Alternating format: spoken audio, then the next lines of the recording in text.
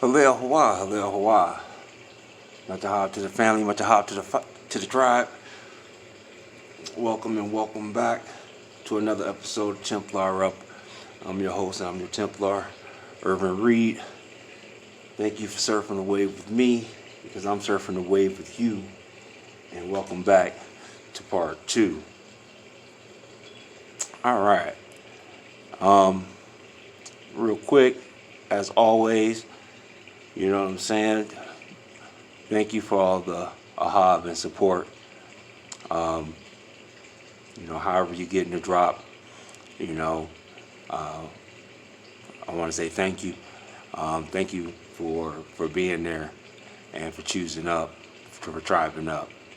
I really do appreciate the ahab and the coming together as a tribe. And what that means, you know what I'm saying? Keeping the code. Now, what we were talking about prior is we were talking about war, and I wanted to make sure that before we begin, before we continue, that we really framed it first by taking everything back to the Picto Paleo when it comes down to what we're witnessing and what's being put in our face bone. Okay, and that's important because if we don't recognize and understand what we're witnessing when these types of actions occur, then we'll miss it, and it's real easy to, as the scriptures say, man, the beast is subtle, the beast is subtle, and so I wanted to make sure that again we frame things correctly. With digging on war, when digging on what war really means, and when we had dismounted of the part 1, when we ended, we were discussing this here, right?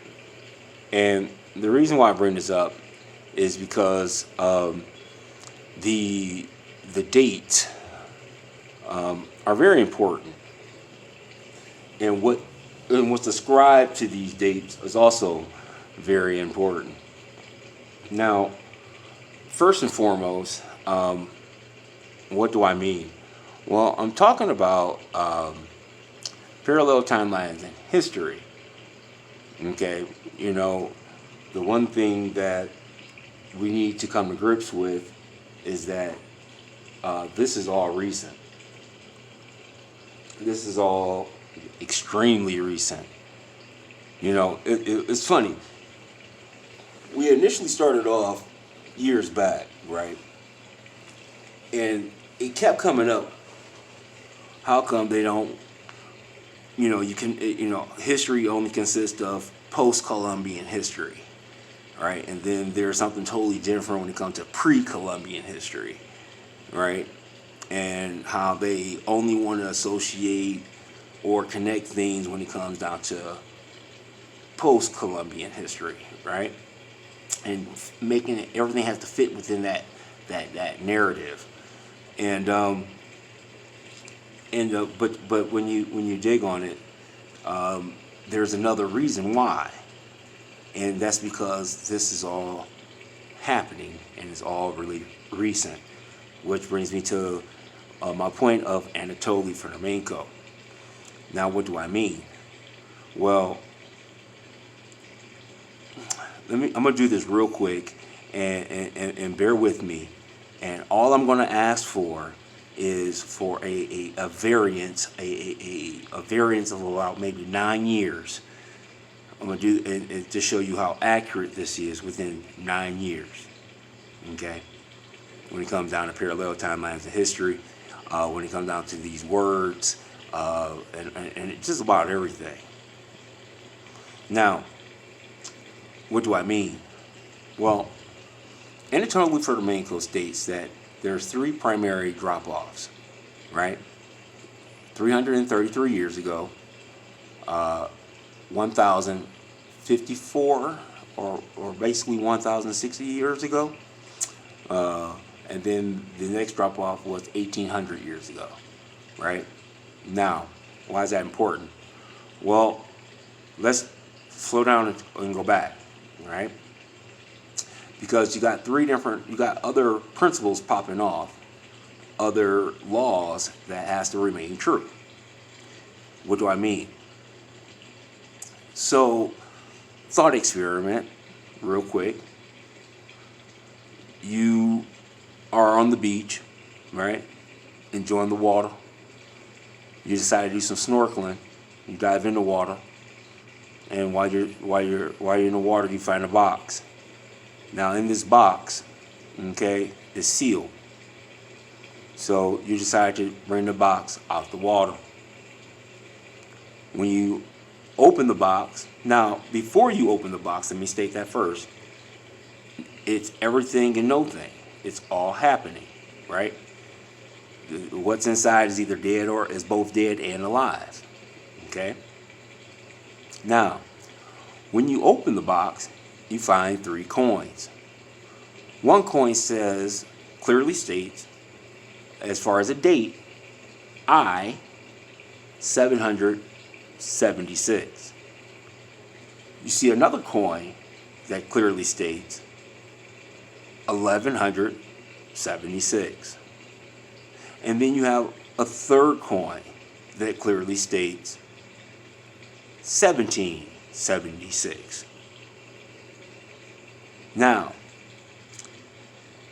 you can create a narrative and be true, or be, there can be some facts as far as the box containing these coins got in that water in 776. You can make a story and a narrative that box fell in the water in 1176. But the fact of the matter is that the most recent date would be the most accurate, when it went into the water, of 1776. Okay? Now, why do I bring that up? Well, again, Anatoly stated that the first drop-off was 333 years ago. So no matter what reflections you see past that, that first one has to be the primary drop-off. Now, again, we're talking, let's take it 1976. 1976 being the year of the dragon, if I remember correctly, correct? Now, give or take, again, 9 years, 4 years on either side, right, of 1976. Now, your first drop-off, now, when you subtract 300 years from 1976, that takes you back to 1676. And in 1676, if you take off 30 years from 1676, that gives you to 1646. And then you minus the 3 years, that gives you 1643. So between 1643 and 1646. Now, why is that important? Because we're only talking about the search for Prester John, right?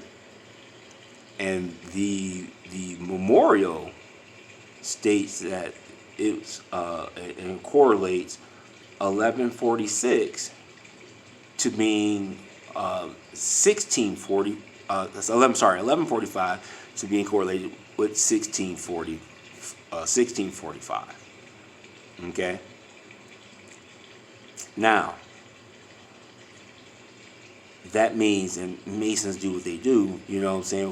When you look at the Barbary treaties and this, that, and the other, those years are the same year, but you're being told two different narratives, two different stories. Okay. Now, why? Again, we're talking about 1645. Now, if 1645 it is also 1145, you know what I'm saying? Then what popped off prior to that? Well, the Prester John letter took place in 1122. Did a black man discover the fountain of youth? And if in 1122 we're talking about 1622, now it makes more sense in proper context of why that letter went out. What do you mean? Well, when Prester John sent that letter to the Pope, quote unquote, right? Talking about some, you're going to have to get in order. You know what I'm saying? We're talking about 1622. And what's popping off in 1622? Well, 1622 is only, a couple of years, not even a decade, or just about a decade between this King James popping off, right? 1611. All right. Now all this time magic plays out. Now let's dig on it. Now we're talking about the first record of wartime, right? Is the late 14th century. Okay. Then it says warpath, 1775, originally in reference to North American Indians.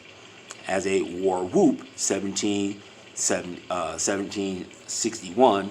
War paint, 1826. War dance, 1757. Okay. Now, notice what comes first. What comes first was the war dance. Then it's the war path. You know what I'm saying? I'm sorry, no. It's the war whoop, and then it's the war path. You know what I'm saying? And then we get to the war paint. Okay, that's the order. And we're on the war path. All right. Now, war crime, okay, is attested to 1906, right? Ohio International Law. War chest is attested from 1901, okay? So the war chest predates the war crime, okay? Now, usually figurative, war games translates German the Kriegspiel or the Kriegspell, okay? The cause of war are always falsely represented. Its honor is dishonest, its honor is dishonest, its glory matriculous. But the challenge to spiritual endurance, the intense sharpening of all the senses, with vitalizing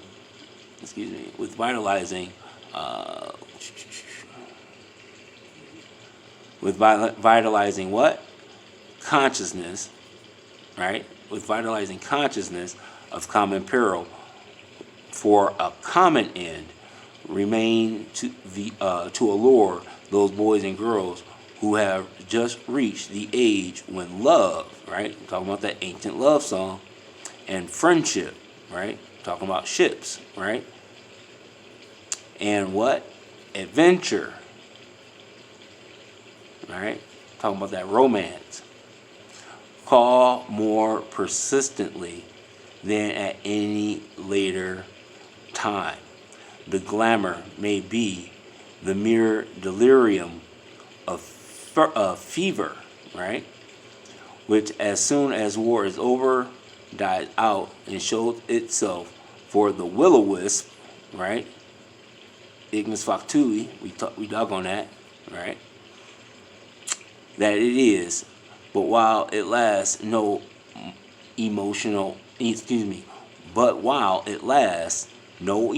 known to man seems as yet to have quite the compelling power of this enlarged vitality. Okay? The testament of youth. The world will never have lasting peace so long as men reserve for war the finest human qualities. Okay. All right, and that's by John Foster Dulles, Speech of the Marshall Plan, right? 1948. Did we dig on the Marshall Plan? I think somebody was digging on it. All right. Now, again, notice these dates. Okay, please pay close attention. Okay, now check this out. Check this out.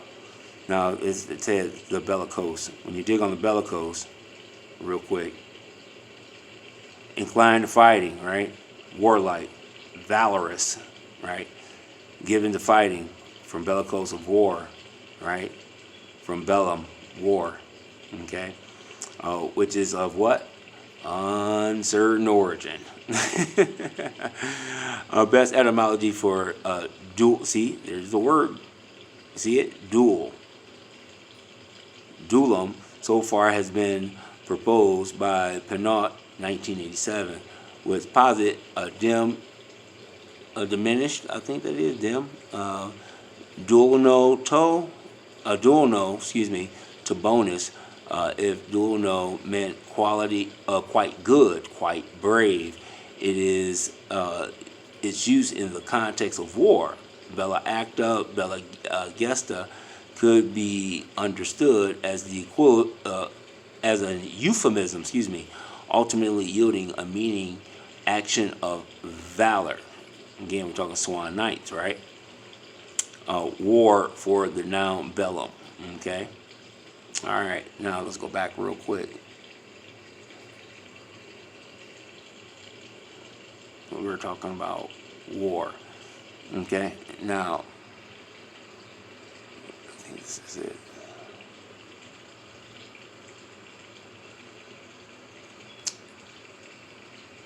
And we dug on the definition according to 1828 dictionary. Dig on some of these scriptures, right? Dig on some of these scriptures. Do some homework on that, okay? Now, you're going to go from war, right? Because war takes you to winning. All right, it's related to win. So let's dig on win.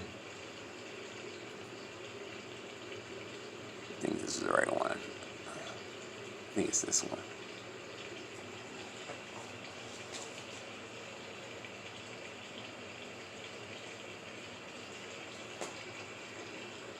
All right, win.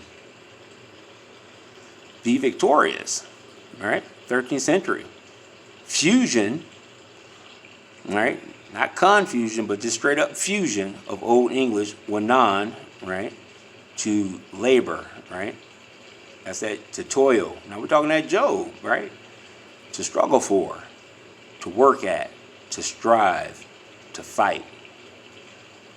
And go win on, to gain or succeed by struggling, right? Conquer, obtain. Now this almost sounds like what? King Arthur, right? Sir Gawain. It sounds like Gawain. Okay. Both from Proto-Germanic. When, anon. Boom, pow, ping. And right? To seek, to gain, right? Source also Old Saxon, wenan, right? Old Norse, Venan, right? Now you know why they call it Vinland, right? Or, you know, your Vinland, your Greenland, right? Old Frisian, winna, Dutch, Dutch, winning, to gain, win. Danish, Vindi, right? Vidi, vidi, vinci, right? To win. You know, that's that I came, I saw, I conquered. Old High German, wenan, to strive, struggle, fight, German. Go winning, okay? You know, it also reminds me of in the feminine, it also reminds me of Guinevere. You know what I'm saying? Guinevere. And you know what I'm saying? Might not be Gawain, but it might be Guinevere. This is a side note. Okay, suffer to toil from the prior root win in the first, describe desire. Okay, related one, winning, meaning gain the affection or esteem of, is from the 1600. Okay, breadwinner, preserve the sense of toil in Old English Winan. Phrase you can't win them all, 1954, first attested in Raymond Chandler, and then you have winningest is attested by 1804. Okay, Old English win, as far as the noun, again, labor, toil, strife, conflict, profit, gain. Okay, from the source win in the verb, modern sense, a victory in a game or contest. Is the first attested when 1862. Okay, 1862. That's right around that Civil War, right? Yeah. A lot of stuff popping off. All right, so let's dig on it. Did we dig on the? No, we're going to dismount with the definition. Let's dig on the pie. All right. Got win in the first, right? Meaning to desire, to strive for. You're very desirable, right? It forms all or a part of venadium, veneer, right? Venerate, veneration, venerable. Right? Venereal, right? Venery. Noun, pursuit of sexual pleasure. Venery, right? Hunting, sports of the chase, right? Sport of the chase. Veneal, venison, right? We got what? Venom. And in Marvel Comics right now, you got King in Black. All about Venom. All right. His whole story is the hero's journey. He goes from being a villain to a anti-hero to a hero. And look what else we got. We got Venus. Now we're talking about son of the morning, that morning star, right? Now we're touching back into that Diana, right? To win. Slavic people, right? The slave people of Eastern Germany. Win some, wish, want, and win. You know what I'm saying? You're the ones that are winning, right? You know what I'm saying? You cosmic cube, that's you. You're the wishing stone. You know what I'm saying? Like Natural said, you already won. You already won, right? So now we doggone win. As we go through this mount here, right? 1828 win. Verb transitive, preterite sense, and participle passive one. To gain by success in competition or contest. As to win the prize in a game, to win money, to win a battle, or to win a country. Battles are won by superior strength or skill. Who thus shall Canaan win? Good question. It's a good question. Who thus shall Canaan win? And dodging all hijacks, Canaan must first win himself. And those that inhabit Canaan must also win themselves. To gain by solicitation or courtship. To obtain, to allure, to kindness or compliance. Thy virtue won me. Thy virtue won me. Win your enemy by kindness. Win your enemy by kindness. To gain by persuasion or influence, as an orator wins his audience by arguments. The advocate has won the jury, because we are talking about judges. And Mammon wins his way where seraphs might despair. And I would love for anybody to dig on that, because we know what seraphs are. Right? And if Mammon wins his way where seraphs might despair, then let's dig on this Mammon. Right? Because obviously this Mammon is some form of man. Right? Alright, now win, transitive verb, to gain the victory. Victory! Nor is it aught but just that he who in debate of truth hath won should win in arms. Right? Should win in arms. To win upon, now let's go back. To win in arms. To win in the work. To win in the throw. To win in the worship. To win. Yod. Hey. Yeah. Right? Yeah. Where were we?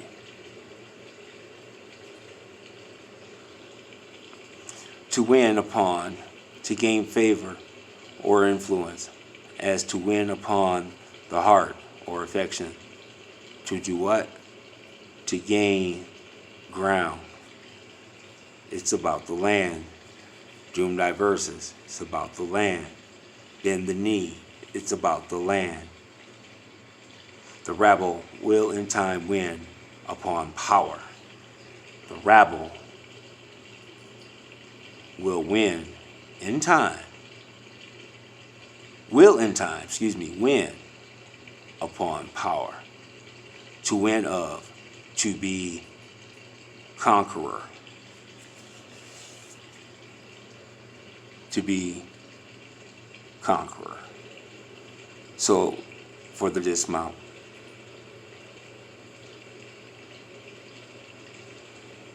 What do we mean when we're talking about it's a race war? There is a war on the so-called Negro. What's a race? The act of running, late Old English. Race, a narrative, an account. 1300s, act of swift running, hurried attack. Also, a course of life or conduct, a swift current. Right? A swift current.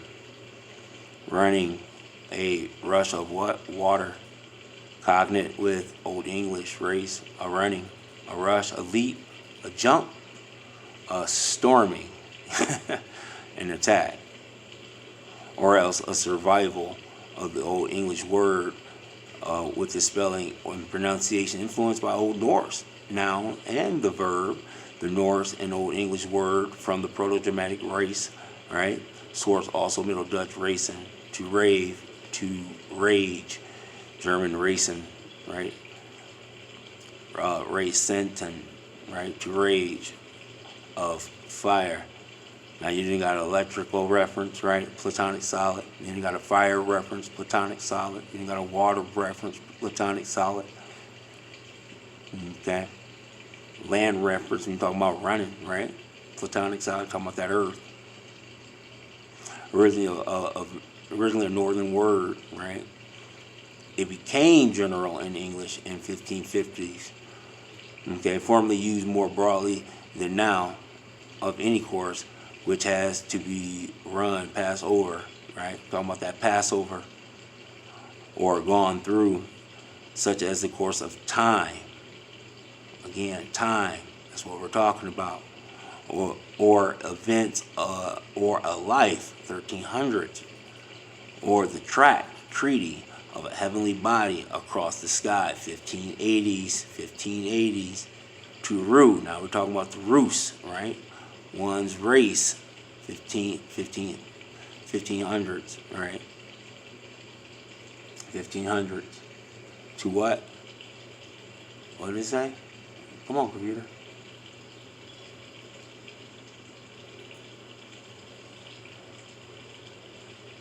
All right. Sorry about that. Okay. For a sense of artificial stream, leading water to a mill, etc. Right? Contest of speed involving two or more competitors. Competitive trial and running, riding, etc. Okay? Race, right? People of common descent, same time period, 1560s, right?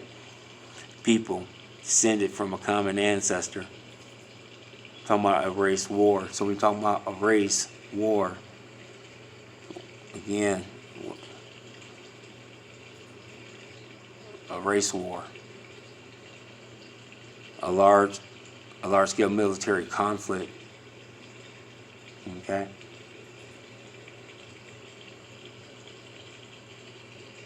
A narrative of a large military conflict. An account. It's all about winning and winning the war. Hope you guys can understand that. Hope you guys can see it. Choose up. Suit up. Hale Hawa. Hale Hawa. Love y'all. Peace.